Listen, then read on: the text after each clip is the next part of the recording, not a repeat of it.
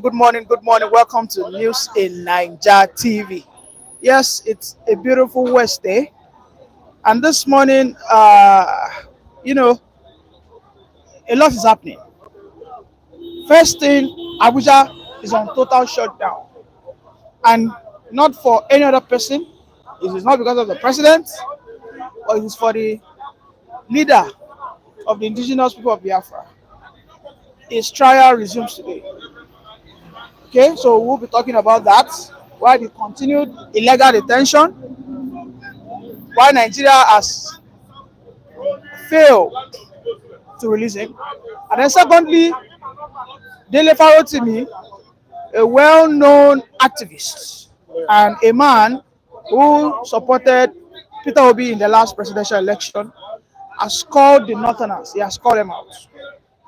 He has told them that they must let the Igbos be, for they cannot continue to hold down the Igbos. The Igbos must fulfill their full potentials, or they let them have their Biafra nation. So, Mr. Rilwan, welcome. We have a lot to discuss. So, first and foremost, let me handle you the mic so that you can begin.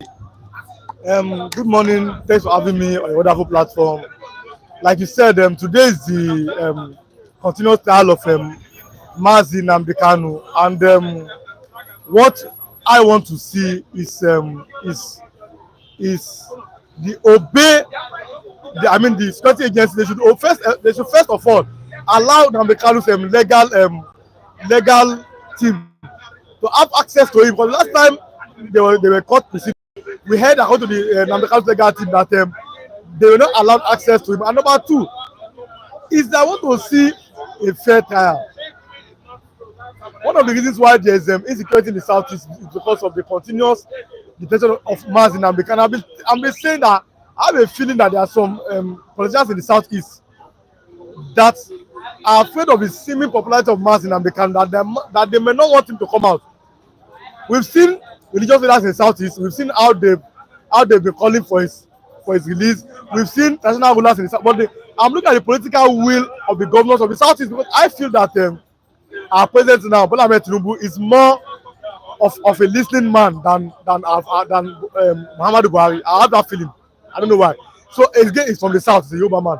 So I feel that if the government of the south, if they can sit down and find a political solution to Nnamdi Kanu's case, I feel that Bola Ahmed Tinubu might with the control with Attorney General and everybody, might allow him to go. You understand? Because see, the man wields a lot of influence in the southeast. Mr. Rilwan, are you saying that? Mr. Rilwan, are you saying that the governors are complicit? Let me buttress your point.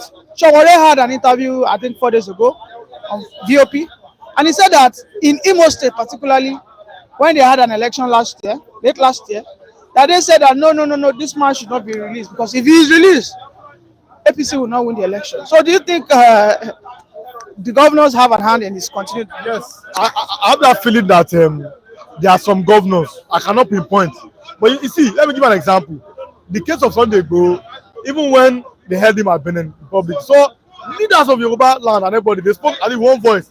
And now today, Sunday Igbo is in Germany. So if the southern leaders, the southeast leaders, I call it the politicians, but I see the religious leaders, the Anglican priests, the Catholic bishops, they are doing their best. I'm seeing traditional rulers too, they are doing their best. But the politicians, the governors, let them sit down.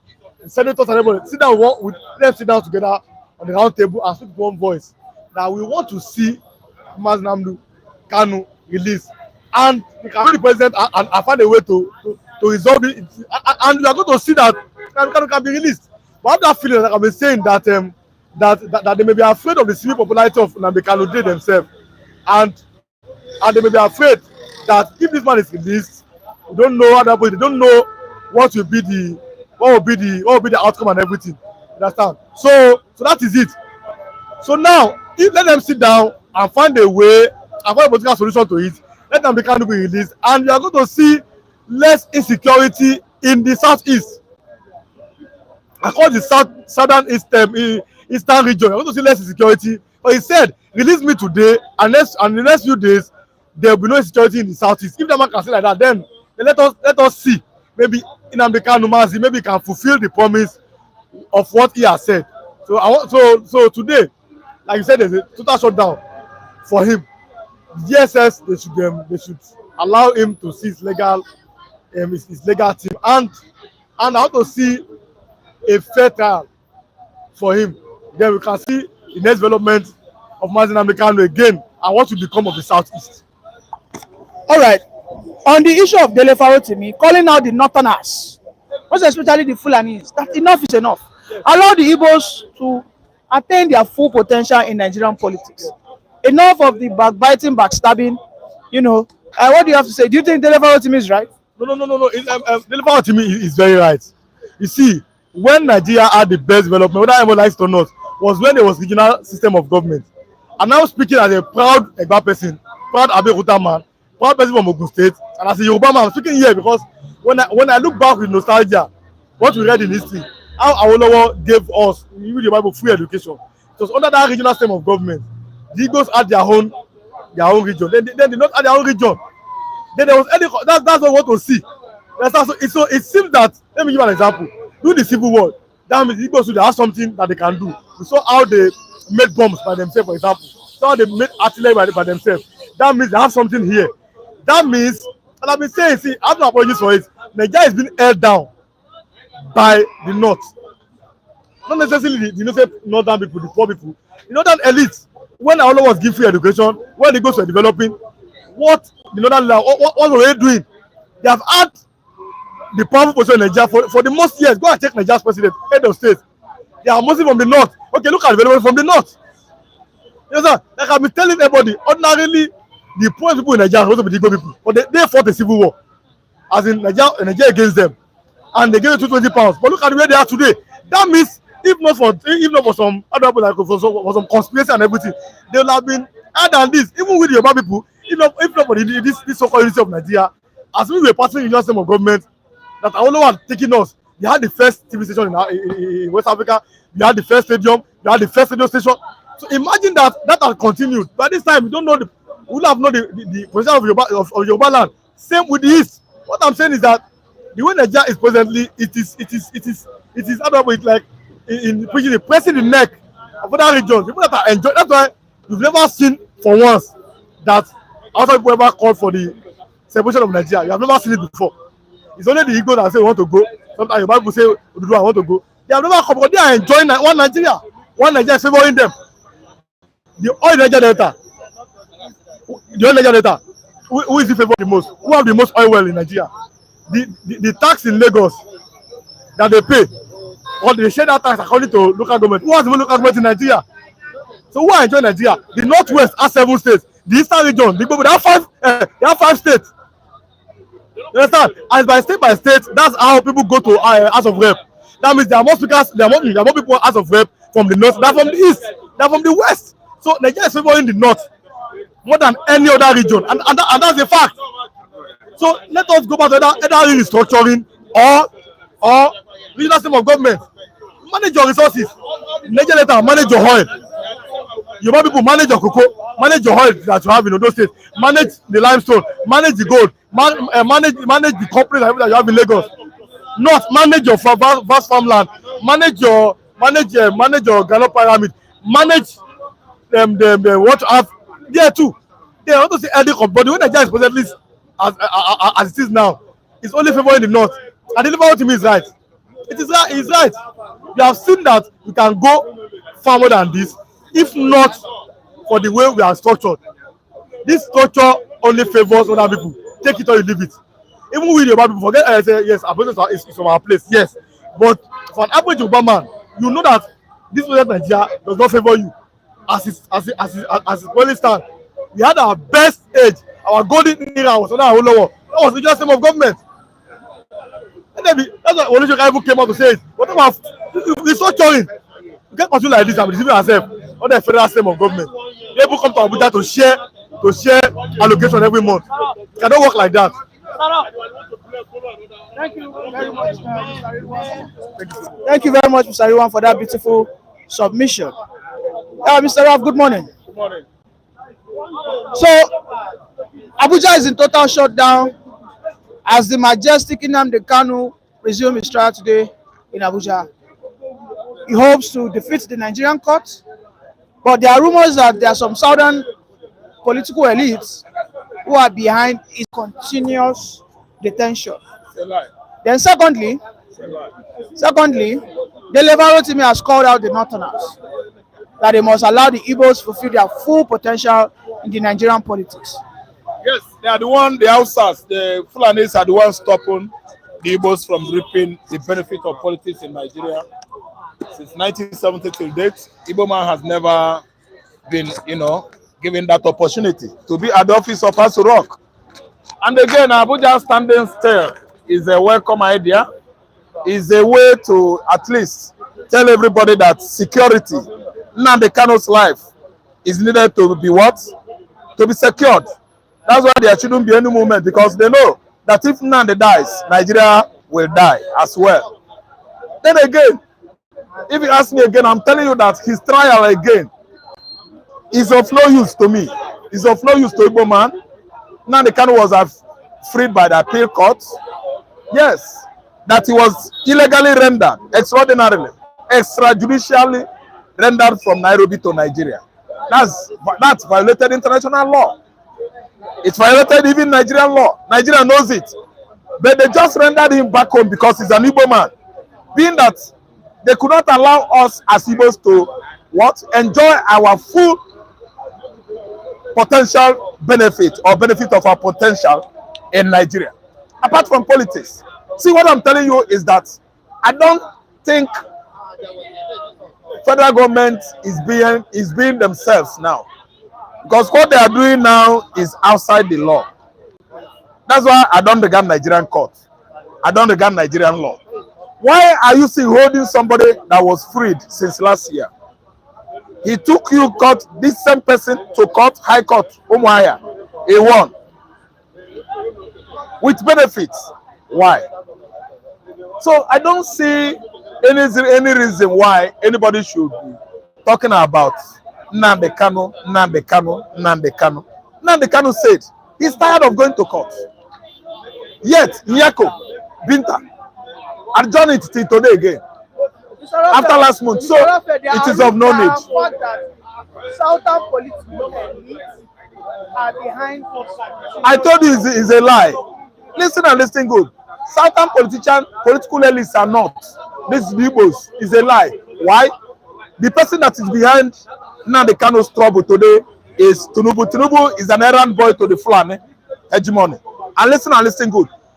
Igbo elites, are they the president of Nigeria? Do the Igbo elites have immunity clause? What it takes to release Nnamdi Kanu? Okay, the Igbo elites, what Tinubu is enjoying today as Nigerian president, are the Igbo elites enjoying it? Wait, now who's on them? Oh, God, don't tell me that was the ordinary governor of Imo State. It doesn't have the kind of immunity clause Tinubu has. Tinubu is the person in charge. Okay, is an excuse. They are taking excuse. Okay, they are taking excuse. Let me tell you, see laughter. You see laughter. Laughter doesn't throw somebody on the ground. Until you allow laughter to throw you on the ground, the people will say, hey, amu bule kwa na aja. Oga amu doesn't pull somebody down. I will interpret. Laughter can never bring you down. As you are laughing, if you stand gidibam, you will laugh as you like. You will stay gidibam on the ground. Oga, they are using parables. It's a deceitful statement, one way or the other, to be punishing an innocent soul. You know what is holding them from beginning and they can? I have the reason here. Don't tell me that. Tell us. They are afraid of emancipation of Biafra. Immediately Nnamdi Kanu comes out from detention, DSS detention, Biafra is free. Don't you know? They are afraid of that young man. He's more intelligent.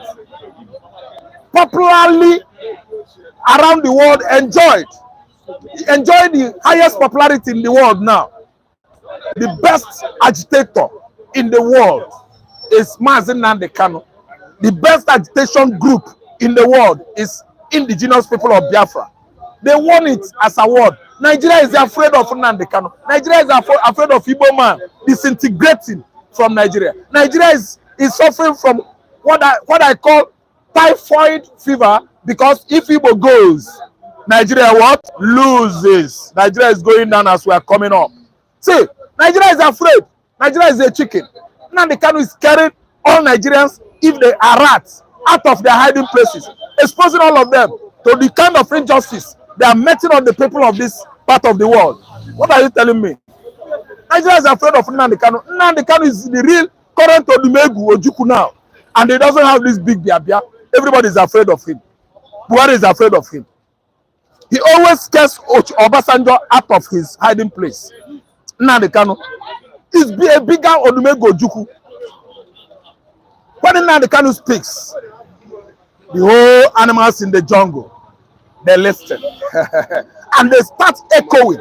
The voice, the echoing voice of the animals is because of what is coming out from Nnamdi Kanu's voice, mouth. They are afraid of him. They are chickens. Nigeria is chickening out anytime Nnamdi Kanu is out. So they are afraid of releasing him because they are chickens. What Dele Farotimi said, that the Northerners must let the Igbos be so that they can fulfill their potential. What do you have to say about that? Right? Fataro Simi, Fataro. Dele Farotimi. Okay, Dele Farotimi. Yes. Dele Farotimi. He supported Peter Obi. I know now. Dele Farotimi is saying the truth. As a Yoruba man, he himself he has right to agitate. Anybody has right in Nigeria to agitate. Myself, I'm doing my agitation right from day one. I started my agitation in 1987 when I read about Biafra fully, Biafran story written by Freddy Forsyth. I started them till date. I've never, ever slowed down on agitating for Igbo man's emancipation or liberation. Out of this kind of afufo, I here. See, let me tell you, I have been trying as a student. I have graduated into a full, able-bodied man. And I'm still agitating for Igbo man's liberation. Someone did it in 18th century. James Bialy, James Ebo. We were able then. Somebody from Australia, Sierra Leone, an Igbo slave dropped in Freetown. Listen to me. Freetown, what's the capital of Sierra Leone? Freetown, yes. The man, an Igbo man. He agitated under Britain that they should allow Igbo nation to go, that they have the potentials to be a nation on their own. Britain was scared. They lured him into studying engineering in the UK. After doing that, they allowed him into their military. He worked with them. See, let me tell you, Igbo man did not start today. Don't think that Ojukwu was the first agitator for Biafra. It's a lie. People that read to know that Igbo man started this agitation since 500 years ago. Britain did not allow us.